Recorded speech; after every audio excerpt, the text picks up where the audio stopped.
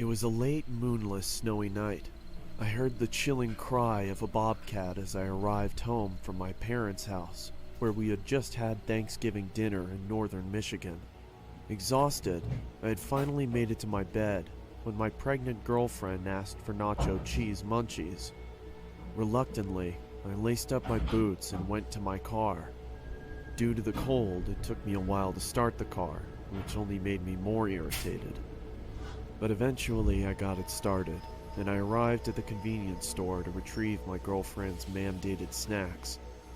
As I left the store, walking back towards my car, I saw a shadow of movement out of the corner of my eye. What looked like a person stood near the dumpster, just out of the light. I stepped towards the figure, and she looked at me with a giant sinister smile. Her face was so weathered it looked like she had cracks all over her face. She was crouched down and appeared to be chewing on something. I looked to see what she was chewing on. To my surprise, it was a severed arm. It looked old, as if it had been rotting for weeks. I saw her glance at something in her pocket. I could see the outline of what looked like a pocket knife. As soon as I looked back up, she quickly charged me. I pushed her away and then ran back to the convenience store. I burst through the door and frantically yelled towards the cashier to call the police as I turned to lock it. He asked me, "What's going on?" I scowled at him and said, "Please, just call the cops."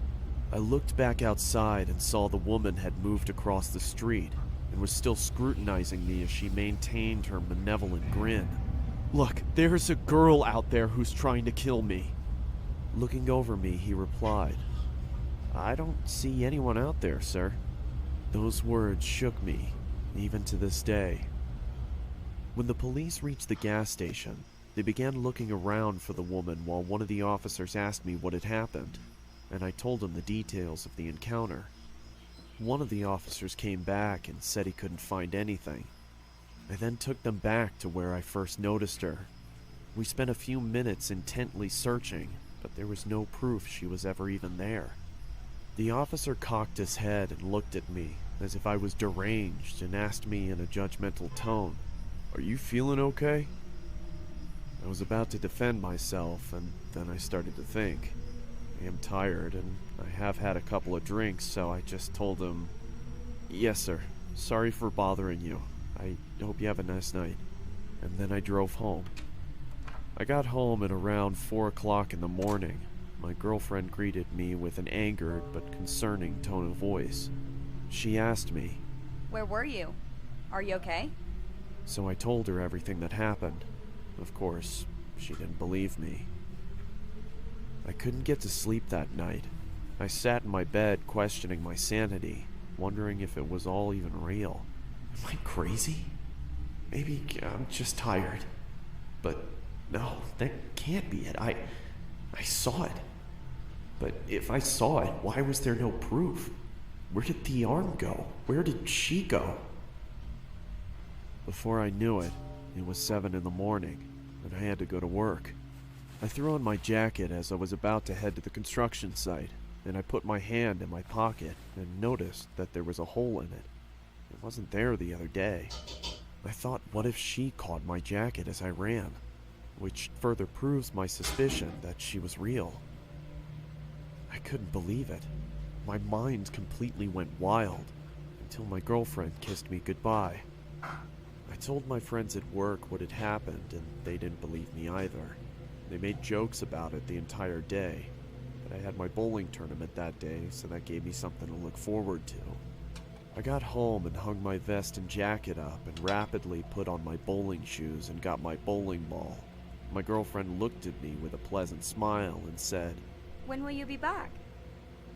"Probably around 11. Don't be long. "I won't, don't worry." At around 10:30, the tournament had finally finished, and we had won. I was so thrilled I had forgotten about the woman. As we were leaving, I noticed something at the other end of the parking lot. It was that psychotic woman. We stared at each other for what felt like an eternity. She slowly started moving towards me while waving her knife in the air and making cuts. I quickly jumped into my car and turned it on. As I looked up, I saw she was standing in front of me, staring at me. She slowly walked over to my window, and she said in a quiet, deep, and scratchy voice, Little pig, let me in. I was frozen in fear, but I snapped back to reality when she banged on the roof of my car, screaming. I quickly slammed my foot on the accelerator and didn't let off it until I couldn't see her anymore.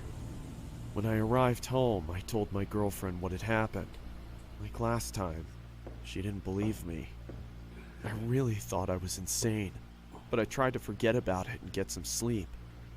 Later that night, I woke up and saw her in my room. All she said was, "Let me in," over and over as she got closer. She then started shouting, Let me in, let me in, let me in! Let me in! Come on, Paul. Stop being difficult. Let me in! I was wondering how in the world my girlfriend hadn't heard this going on. The woman was right next to me and held up a knife to me. That's when I fainted. I woke startled in my room, dripping with sweat. Then I remembered I don't have a girlfriend, nor a house, or a family.